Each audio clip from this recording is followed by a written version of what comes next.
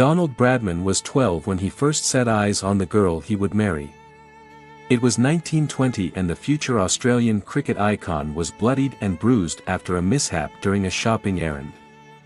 When he returned home, a young girl, Jessie Menzies, was standing with her father at his front door. With one look, Bradman saw his future. He and Menzies were inseparable from their first meeting.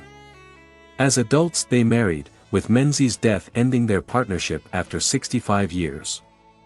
This is their love story. I remember the day very well, Bradman said in a rare TV interview in 1996, referring to his first meeting his future wife.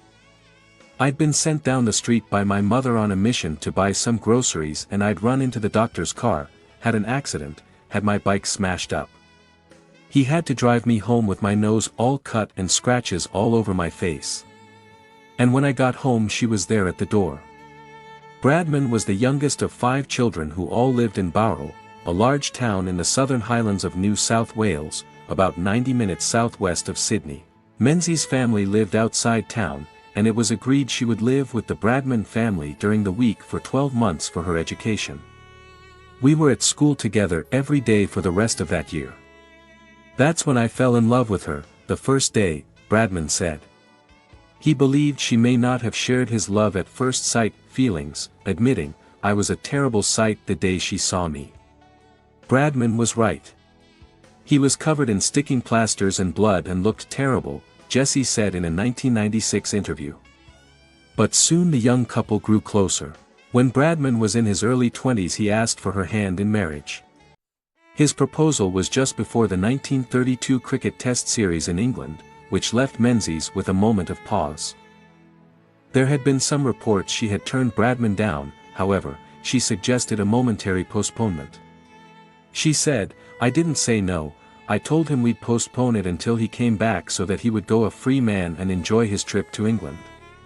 During the test series, the right-handed batsman scored 974 runs. This included a single century, 2 double centuries and a triple century, a world test batting record. On his return, Bradman proposed again and Menzies said yes. The couple married in April 1932 at St. Paul's Church in Burwood, surrounded by family and friends as well as a crowd of strangers seeking a glimpse of Bradman.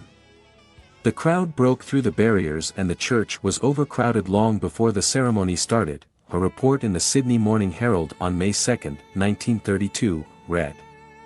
The newlyweds honeymooned in Melbourne before Menzies joined her husband on a pre-organized private cricket tour to North America. During their marriage, Bradman and Menzies experienced the tragedy and joy many parents face. The couple's first child, a son, died at just 36 hours old. Their second son, John, born in 1939, contracted polio and their daughter, Shirley, born in 1941, had cerebral palsy from birth. Bradman paid tribute to his wife numerous times, once saying succinctly, "I would never have achieved what I achieved without Jessie."